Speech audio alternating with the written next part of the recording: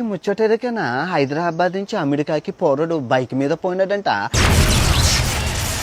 ఆవిడ సనిగా ఎట్లా పోయినవరా? ఏ ఊకన్నా అవలాగాలు చేసిన బండి షిప్ లో పోయింది, నేను ఫ్లైట్ లో పోయినా. అది కాదు ఒకసారి వినండి. నేను అమెరికా బండి మీద పోలేదు, షిప్ చేసి పోయినా, ఫ్లైట్ లో బండి పంపించిన అని చెప్పేసి రీల్ చేసిండు. నాకు ఒకరు పంపించారు రీల్. చెడుకు బ్లాక్ చేసిండు వీడు. అమ్మని మరే మాట్లాడుతూ ఎందుకు బ్లాక్ చేసినవరా? కొద్ది మారండ్రా. బైక్ ప్రయాణంలో తల పగిలి చనిపోయిన భయ్య సన్నీ యాదవ్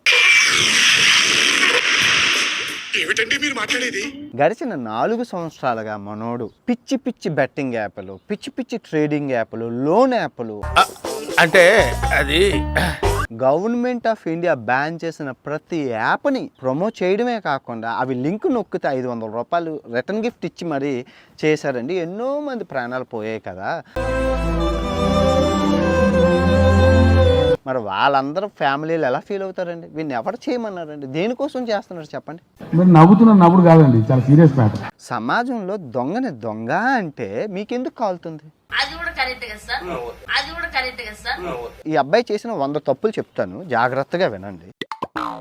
చెప్పు. దగ్గర ఒక 5 కోట్ల మంది చూశారు. ఏం చెప్పాడు? ఇండియా నుంచి అమెరికాకి బండి మీద పోయినా అందరూ ఫ్లైట్ లో పోతారు, షిప్ లో పోతారు, కానీ నేను బండి మీద పోయినా అన్న.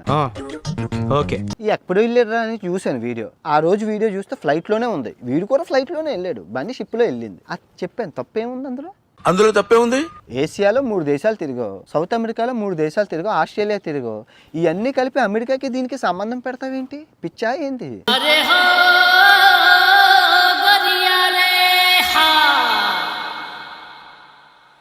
అరే ట్రావెలింగ్ అండ్ టూరిజంలో మాస్టర్స్ చేశాను రా, నాకు తెలుసురా. ఒక తమిళ అబ్బాయిని నీతో పాటు తిప్పుకోవాల్సిన అవసరం ఏంటి? ఒక అబ్బాయి ఏమైనా మారిపోయినావా ఏంది? ఏమైనా